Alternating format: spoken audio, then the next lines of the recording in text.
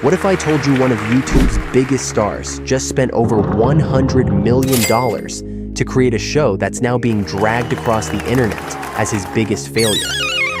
That's the reality for MrBeast, whose much-hyped new show, Beast Games, is quickly turning into one of the most controversial projects in his career. At first glance, the concept seemed simple, almost too simple. Hundreds of contestants competing in a series of bizarre, high-stakes challenges for an eye-popping cash prize. But here's the catch. Beast Games doesn't just borrow from the hit Netflix show Squid Game. It practically replicates it, minus the social commentary and emotional depth that made the original so impactful. From the neon-drenched sets to the contestants' numbered uniforms, the comparisons were inevitable.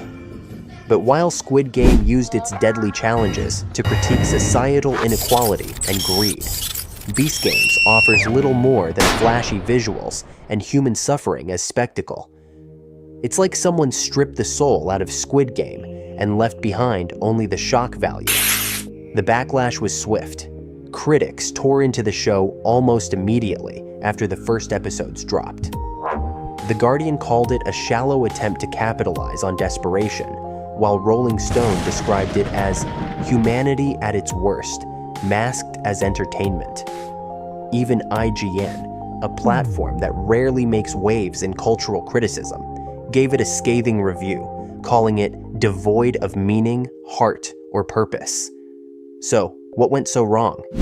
Let's dive into the first episode, where the chaos begins. Picture this. Rows of contestants standing on precarious platforms, facing a brutal moral dilemma. To advance to the next round, someone must sacrifice themselves, giving up their chance at $5 million. Some contestants broke down in tears, others stood frozen, unsure of what to do, while a few reluctantly volunteered to step away. "I feel like I have to sacrifice myself," one contestant tearfully said, before walking off the platform. The emotional weight of the scene was undeniable, but instead of feeling moved, many viewers felt disturbed. The spectacle of people humiliating themselves, breaking down emotionally, and begging for a chance at life-changing money left a bad taste in everyone's mouth. But the real nightmare wasn't on screen, it was behind the scenes. Contestants and crew members have since come forward with shocking stories about the conditions during production. Overflowing porta potties, long, grueling filming days that stretched well over 12 hours.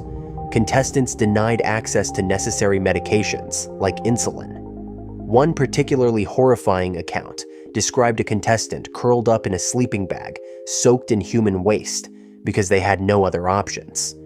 The chaos didn't end there. The set was reportedly so unsafe that 6 contestants were hospitalized during just one filming session.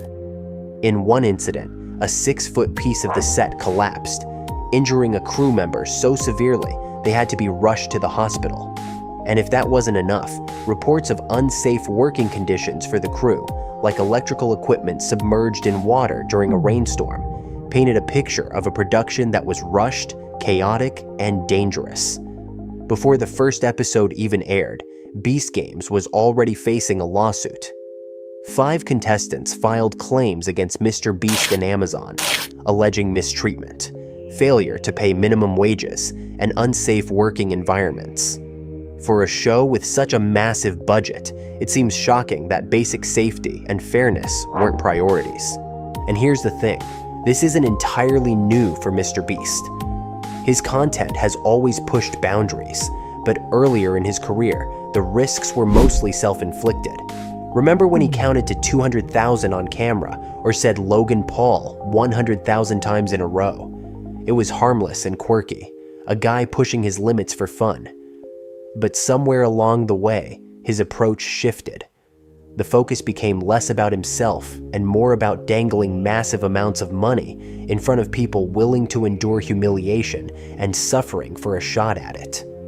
It's hard to ignore the similarities between MrBeast's current content and the darker elements of reality TV. Shows like Survivor and Big Brother have long been criticized for exploiting contestants' vulnerabilities. But what makes Beast Games different is how it leans into that exploitation as its primary draw. Contestants are reduced to numbers, stripped of individuality, and left to fight for survival in challenges that offer no deeper meaning or commentary. And the internet has noticed. Social media is buzzing with debates about whether MrBeast has gone too far. Is this just the natural evolution of YouTube content, where creators constantly have to outdo themselves to stay relevant? Or is it a sign that something's broken in the system, where success is measured by how far you're willing to push the boundaries of taste and morality? To make matters worse, MrBeast's response to the criticism hasn't exactly helped his case. After IGN gave the show a low rating, he brushed it off, saying, "It's sad, one person who doesn't like me can just label something 1,000 people poured their lives into as a 2 out of 10 when it's clearly not." He's also promised that the show will improve as more episodes are released, insisting that viewers will grow attached to the contestants as the competition narrows. But here's the thing. When your entire show is built around treating contestants like disposable objects, how can anyone connect with them? There's also a troubling irony in how Beast Games contrasts with MrBeast's public image. For years, he's been celebrated for his philanthropy, building homes for those in need, planting trees, and giving away millions to charity. But this show feels like the opposite of that generosity. Instead of lifting people up, it turns their desperation into entertainment. Instead of offering real opportunities, it pits people against each other for the audience's amusement. So, where does this leave MrBeast? For someone who's built his brand on outdoing himself with every new project, Beast Games feels like a warning sign. When your content is driven by spectacle alone, it's only a matter of time before the spectacle loses its charm. The question is, will MrBeast learn from this misstep, or double down in his quest for ever more extreme content? At the end of the day, Beast Games is a stark reminder of the fine line between entertainment and exploitation. And as viewers, we have to ask ourselves, is this really the kind of content we want to support? But hey, that's just my take. What do you think? Did MrBeast go too far, or is this all just part of the wild, unpredictable world of YouTube? Let me know your thoughts in the comments below. And if you've made it this far, don't forget to like, subscribe, and share your feedback, especially as 2025 kicks off. What topics and trends are you excited to see covered? Let me know, and as always, thanks for watching.